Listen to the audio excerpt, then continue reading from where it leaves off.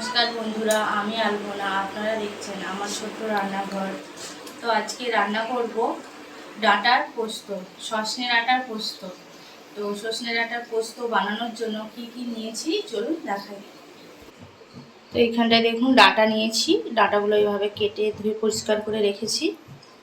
এখানে নিয়েছি পোস্ত বাটা, আদা বাটা, পেঁয়াজ আর টমেটো বাটা, তেজপাতা, শুকনো লঙ্কা, ফোড়ন, গুঁড়ো লঙ্কা, হলুদ, চিনি, লবণ আর সাদা তেল।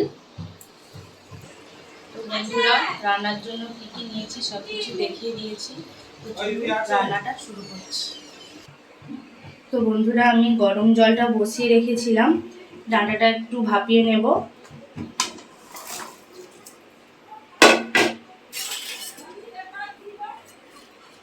এক ফুট ফুটিয়ে নামিয়ে নেব ডাঁটাটা। ডাঁটার মধ্যে একটু লবণ দিয়ে দেব,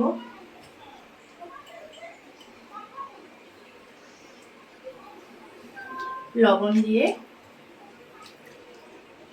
হালকা ভাপিয়ে নেব। তো ঢাকা দিয়ে দিচ্ছি।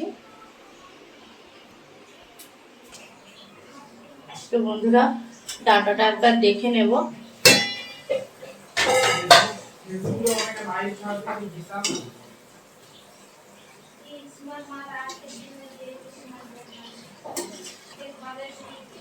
তো ডাঁটাটা সেদ্ধ হয়ে গেছে, নামিয়ে নেব। তো বন্ধুরা, ডাঁটাটা ছেঁকে নিয়েছি, কড়াতে আমি বসিয়ে দিয়েছি।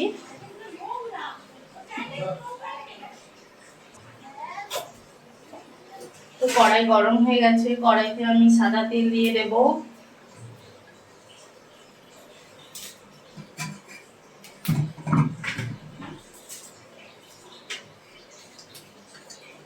ফোড়ন আর শুকনো লঙ্কাটা দিয়ে দেব, তেজপাতা,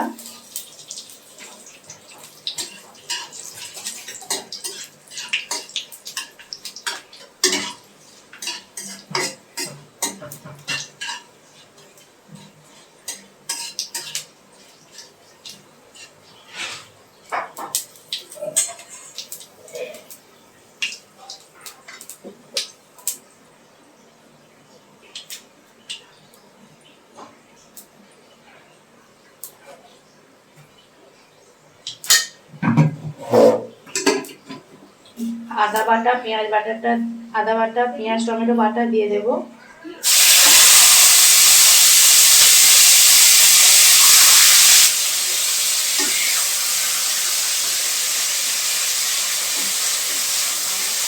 মশলাটা খুব ভালো করে একটু ভেজে নেব।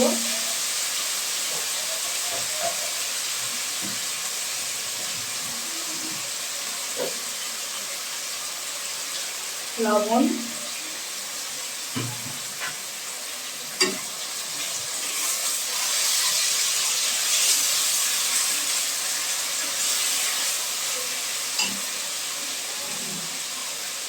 হলুদ গুঁড়ো, লঙ্কার গুঁড়ো দিয়ে দেবো।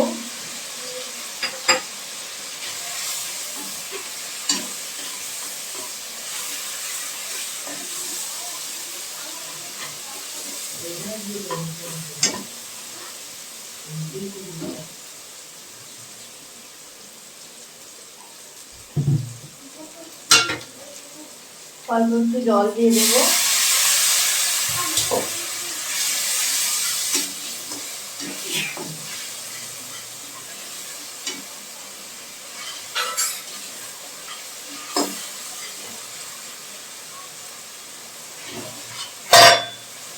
ডাঁটাগুলো দিয়ে দেবো, দিয়ে মশলার সাথে একটু কষিয়ে নেব।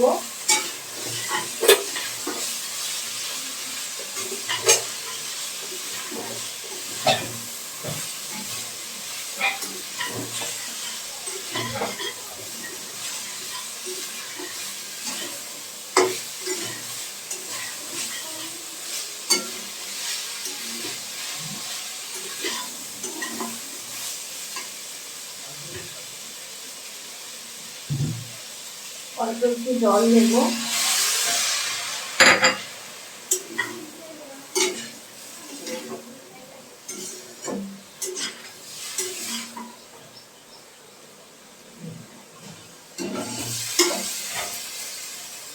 ঢাকা দিয়ে 5 মিনিটের মতন কষে নেব। তো বন্ধুরা ডাঁটাটা একবার দেখে নেব। দেখুন ডাঁটাটা খুব সুন্দর কষা হয়ে গেছে। আমি এখন জল দিয়ে দেব, গরম জল দিয়ে দেব।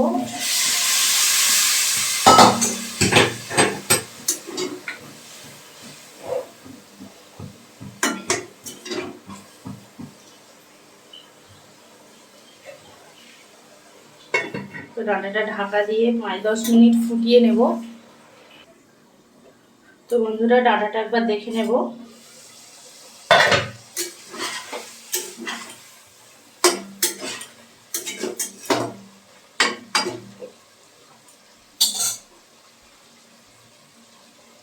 ডাঁটার মধ্যে পোস্ত বাটাটা দিয়ে দেব।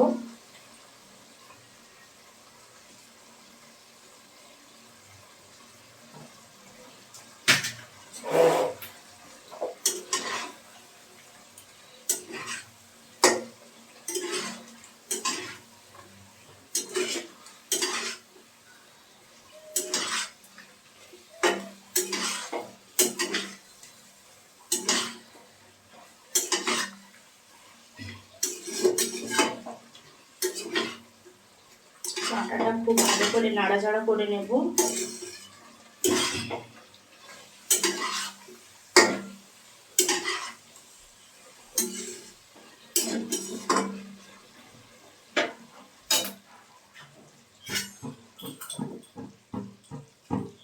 চিনি অল্প দিয়ে দেব।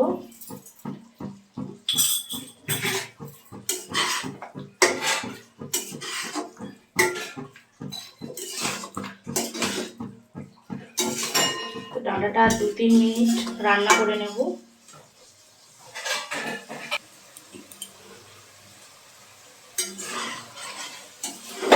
ডাঁটাটা হয়ে গেছে, নামিয়ে নেব।